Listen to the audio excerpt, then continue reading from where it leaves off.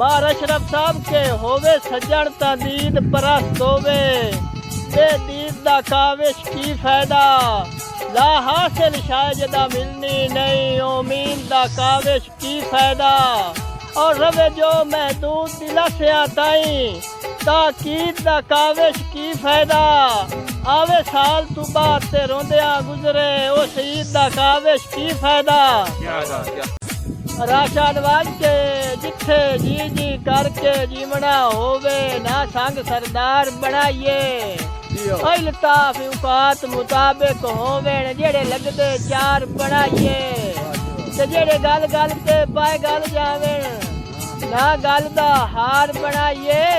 होवे हौसला फाटा जागण दा, तां संगे पार बनाइए। मेरे दिल दे शहर वसा के ढोला, वत आप उजाड़ने नानी, अब मेरे दुश्मन दी धड़ कीती, वत्यों मैथे दे चढ़ने नानी, ते परवेज दे हाड़े ते मेले, पैरा हेठ लिताड़ने नानी, अब फोटू आख के बेशक ना दे में अच्छी वेंदिया साड़ने नानी। बाहुकम जनाब मेरे काबिल इज्जत और काबिल एहतराम भाई नदीम शेख साहब, फराम 227 किराड़ वाला जिला फैसलाबाद। शेख साहब के मेरे दिल नू शौक लुटीवण दा, तेरे मंगिर जहान लुटा छोड़ा,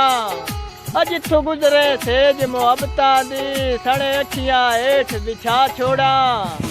ते तेरे सुखा ते काविश तन मन धन,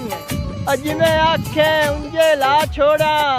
बाकी जान दी लोड़े तोड़ावा, या कांदे हाथ पड़ा छोड़ा। साहब के होवे सज्जन ता दीद परस्त होवे, बेदीद दा काविश की फायदा, ला हासिल शायदा मिलनी नहीं, उम्मीद दा काविश की फायदा। रवे जो महदूद दिला से आताई, ताकीद दा काविश की फायदा, मलक साहब आवे साल तू बाद ते रोंदिया गुजरे, ओ शहीद दा काविश की फायदा। ते घर आए दी लाज इबरार रखी वे, तेरा ठीक करीना ही कोई नहीं, नित जलने तीर ते चुप कर वंजड़ा, साडा पत्थर दा सीना ही कोई नहीं, मैनू आखदी मरज मुका छड़िया है, वैसे ज़हन कमीना ही कोई नहीं,